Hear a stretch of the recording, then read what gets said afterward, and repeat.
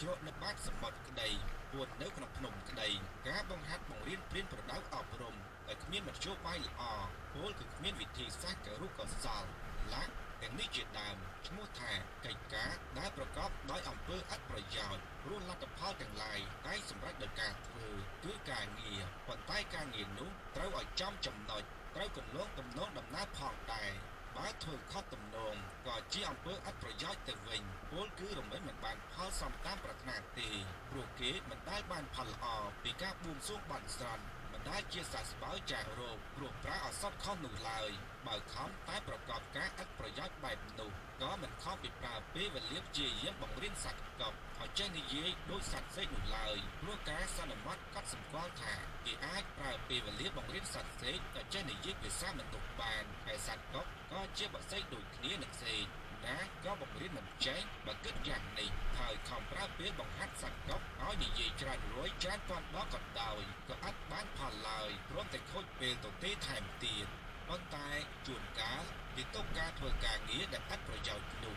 ជាការពិសោធន៍មួយដើម្បីឲ្យដឹងលទ្ធផលថាយ៉ាងណាដែរព្រោះជួនកាលកិច្ចការងារខ្លះដែលអ្នកដទៃគិតអានស្មានយល់ថាមិនមានប្រយោជន៍មិនបានផលអ្វីឡើយតែលោកគេធ្វើពិសោធន៍មើលទៅក៏បានលទ្ធផលល្អក៏មានយ៉ាងហ្នឹងក៏មានមែនពិតតែសុភាសិតក្នុងស្រីហេតោប្រទេសនេះពោលសំដៅយកកិច្ចការអ្វីមួយដែលអ្នកប្រាជ្ញបណ្ឌិតធ្លាប់បានពិសោធន៍មកហើយថាវាគ្មានលទ្ធផលល្អគ្មានបានការគ្មានសារៈប្រយោជន៍ដូចចចេះទៅបង្រៀនសត្វកបឲ្យចេះនិយាយភាសាមនុស្សតើនឹងមានប្រយោជន៍អ្វីប្រកាសជាមិនបានផលឡើយសុភាសិតនេះពលបំភ្លឺសតិបញ្ញាសាធារណជនឲ្យចេះប្រកបការងារធ្វើអំពើឲ្យសមហេតុសមផលត្រូវទំនងបើចង់បានសម្រេចគោលបំណងអ្វីមួយព្រោះបំណងចង់បានលទ្ធផលអ្វីមួយនោះលោកត្រាតែធ្វើ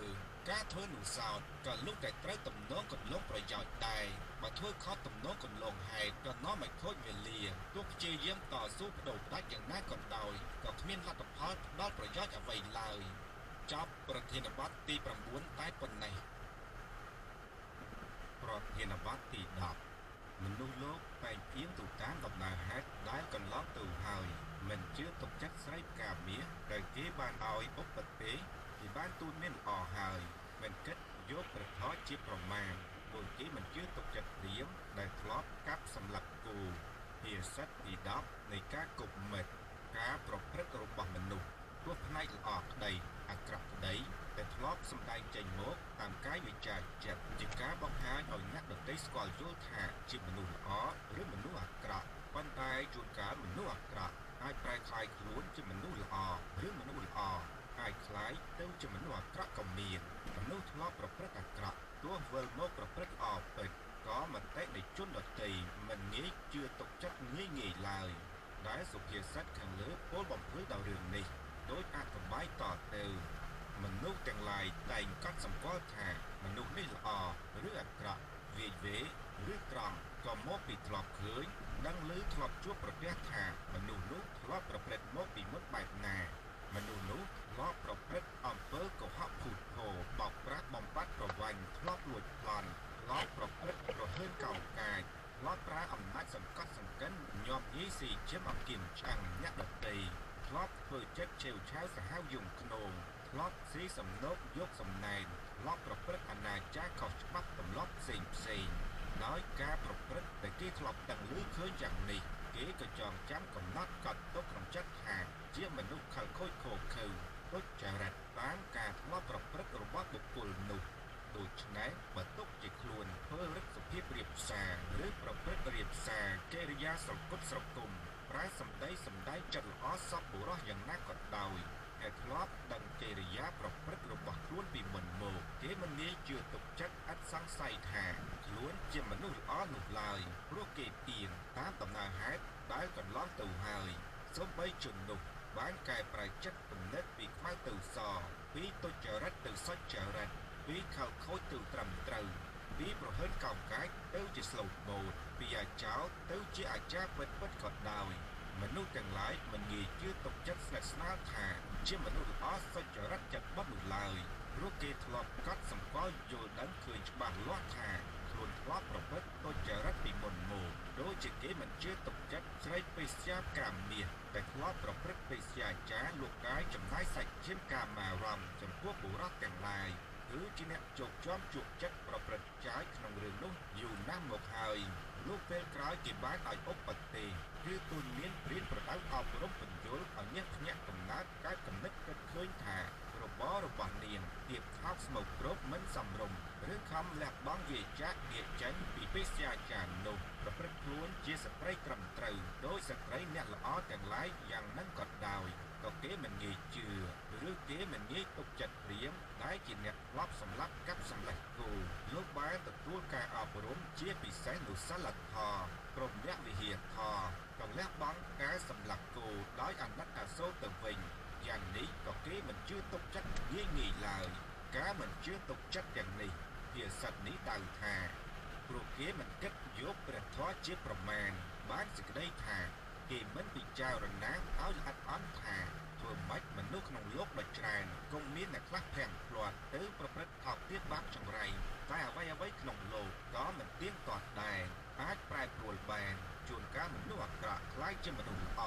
អាចចោលខ្លាយជាអាចារ្យស្ត្រីត្រឹមត្រូវខ្លាយជាពេស្យាមការមាសក៏មានតែបើគេគិតតែក្នុងពាក្យទំនៀមថាមនុស្សនឹងប្រាក់យក្សនឹងសាច់អាក្រក់នឹងស្រូវតាមដំណើរហេតុដែលកន្លងទៅហើយនោះគេក៏មិនអាចសន្និដ្ឋានដោយសេចក្តីខាងលើនេះបានឡើយប៉ុន្តែមានមនុស្សខ្លះដែលមានការពិនិត្យដល់ជុំវិញក៏ទទួលស្គាល់យល់ដឹងថាមនុស្សទាំងឡាយទោះស្រីពេស្យាឬគោឃាតកក៏ដោយតែបានទទួលការសិក្សាអប់រំអាចផ្លាស់ប្ដូរចិត្តគំនិតវិយិតឲ្យឃ្លាតចាកពីអំពើមិនសមរម្យមិនល្អរបស់អាក្រក់មកជាមនុស្សល្អបរិសុទ្ធបានគឺមិនម៉ៅដៅតែតាមដំណើរហេតុដែលកន្លងទៅហើយតែម្យ៉ាងឡើយដោយរួបរวมមនុស្សលោកតែងទៀងទៅតាមដំណើរហេតុដែលកន្លងទៅហើយជារឿងធម្មតាទេព្រោះមនុស្សនោះធ្លាប់ប្រព្រឹត្តអាក្រក់មកហើយតើនឹងឲ្យជឿទុកចិត្តភ្លាមថាជាមនុស្សល្អដូចម្ដេចកើតដោយស្រីផ្កាមាសដោយគោឃាតកព្រោះពេលក្រោយប្រព្រឹត្តត្រឹមត្រូវវិញក៏គេមិនងាយជឿភ្លាមដែរតែបង្កត់សម្គាល់ដាច់ខាតថាមនុស្សនេះធ្លាប់ខូចទុច្ចរិតចិត្តចោលវានៅតែខូចទុច្ចរិតចិត្តចោលដដែលមានការកែប្រែវិជាមិនត្រូវរាប់អានក៏មិនត្រូវដែរព្រោះមនុស្សខូចតែបានការទទួលការអប់រំផ្លាស់ចិត្តគំនិតកិរិយាវិជាទៅជាមនុស្សល្អវិញជួនកាលល្អជាងអ្នកធ្លាប់ល្អនោះទៅទៀតនៅបច្ចេកសម្គាល់មនុស្សខូចដែលធ្លាប់ដឹងដំណើរហេតុដើមធ្លាប់ប្រព្រឹត្តខូចហើយឃើញប្រព្រឹត្តស្លូតមុតរៀបសារកិរិយាត្រឹមត្រូវថាសត្វតែបានទទួលការអប់រំឲ្យជាមនុស្សល្អវិញហើយគ្រប់10ក៏មិនបានដែរព្រោះជួនកាលមនុស្សខូចនោះធ្លាប់បន្លំកិរិយាល្អដើម្បីបោកប្រាស់ក៏មានដោយនិទានខ្លាចចាស់ចាំសិលនិងអ្នកដំណើរក្នុងស្រីហេតុតប្រតិជាផោះតាំងស្រាប់សុភាសិតជាប្រធានខាងលើក៏ជាពន្លឺបង្កើនបញ្ញាស្មារតីក្នុងការសម្គាល់យល់ឃើញនិងសេចក្តីពិតរបស់មនុស្សមួយផ្នែកដែរសេចក្តីសំខាន់ក្នុងរឿងមនុស្សល្អអាក្រក់នេះនៅត្រង់ការសង្កេតពិនិត្យការប្រយ័ត្នប្រយែងនិងបាក់ចង្អៀតទៅតាមហេតុកិរិយាដែលធ្លាប់ប្រព្រឹត្តមកនិងមិនជឿស្លង់ទៅតាមកិរិយាល្អដែលបានឃើញមួយដងមួយកាលព្រោះបើសង្កេតពិនិត្យប្រយ័ត្នមិនយូរប៉ុន្មានក៏អាចសន្និដ្ឋានតាមការពិតថាមនុស្សប្រែពីអាក្រក់មកល្អឬប្រែពីល្អមកអាក្រក់មិនខានជនខើខូចទុច្ចរិតចិត្តខូខើធ្លាប់តែធ្វើអំពើខ្មៅខ្លៅថោកទាបជួនសែនគប់និងបណ្ឌិតស្គាល់បណ្ឌបាបក៏លះធៀបពីបាបបញ្ជនចោលក៏មានជនខ្លះធ្លាប់កាន់ក្បួនច្បាប់សុចរិតវាចាចិត្តប្រព្រឹត្តកាយល្អកល្យានលោកសែនគប់និងជនពៀលជក់បួកប្រានទៅជាជនពៀលសាមានក៏មានដែរអោមណាគ្រីចប់ប្រធានបទទី10តែប៉ុណ្ណេះប្រធានបទទី11អាហារដែលរលួយល្អគួរមានប្រាជ្ញាជ្រាវឆ្លាតភរិយាស្ដាប់បង្គាប់អាវាតព្រះនរបតីមានប្រជារាស្ត្រស្វាមីភក្តិគិតគូរឲ្យល្អិតល្អន់ហើយទើបនិយាយពិចារណាឲ្យជុំវិញហើយទើបធ្វើទាំងនេះលពលថាសំបីស្ថិតនៅអស់កលយូរអង្វែងក៏ដោយក៏មិនឃ្លាតខ្លាយទៅជាអ្វីឡើយភាសាទី22នៃការគប់មិត្តក្រោយពីបានពិនិត្យគិតពិចារណាដោយជុំវិញតាមប្រាជ្ញាវិចារណញ្ញាណយ៉ាងជ្រាលជ្រៅមើលនៅហេតុដោយកោសលវិធីពីបញ្ហានានាជីវិតនារាយណបណ្ឌិតក៏និពន្ធភាសាប្រដៅរឿងនិទានដែល ស្រីហេតបបតិដែលប្រែរៀបរៀងចាក់ភាសាសំស្ក្រឹតមកជាភាសាខ្មែរដោយព្រះភិក្ខុបង្ខាត់សង្ឃវិចិត្រដោយអត្ថន័យអត្ថរសសម្រាប់ជួយផ្ដល់គំនិតប្រាជ្ញាស្មារតីចំពោះជានេនុជនផងទាំងឡាយដែលចូលចិត្តសាងសន្សំអប់រំគំនិតប្រាជ្ញាដោយភាសាទី22នៃការគំនិតជាប្រធានខាងលើថា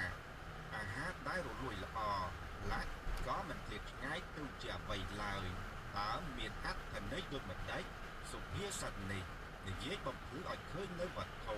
និងបុគ្គលដែលប្រកបដោយគុណភាពមិនចេះសាបរលាបគឺមានប្រយោជន៍ជាទីរីករាយសប្បាយចិត្តឥតខ្លាយទៅជាការធុញថប់ឬគ្មានប្រយោជន៍នោះឡើយដោយអត្ថបាយតទៅនេះអាហារដែលរលួយល្អ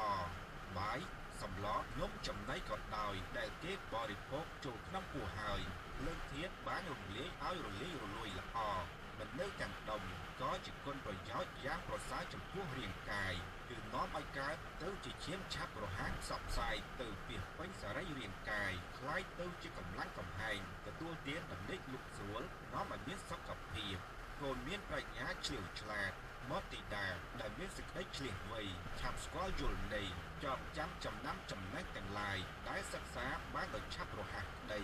មានប្រាជ្ញាឆ្លៀវឆ្លាតក្នុងការប្រព្រឹត្តបានត្រឹមត្រូវសមរម្យមិនឆ្កាំងឆ្គងក្តីឆ្លៀវឆ្លាតក្នុងមុខរបរកិច្ចការនីតិក្តីកូនមានប្រាជ្ញាឆ្លៀវឆ្លាតបែបនេះរមែងធ្វើឲ្យឪពុកម្ដាយរីករាយសប្បាយចិត្តរីកមុខសុខចម្រើនកើនប្រយោជន៍ភរិយាស្ដាប់បង្គាប់អវាទភរិយាដែលទទួលតួនាទីជាមេផ្ទះជាអ្នកចាត់ចែងកិច្ចការក្នុងផ្ទះជាអ្នកទុកដាក់នៅទ្រព្យដែលប្តីរកបានមកបើនាងព្រមស្ដាប់អវាទដំបូន្មានល្អរបស់ស្វាមីមិនចចេះរឹងរូសមិនធ្វើអ្វីតាមអំពើចិត្តមិនប្រព្រឹត្តអ្វីដែលមានលក្ខណៈប្រឆាំងនឹងអវាទរបស់ប្តី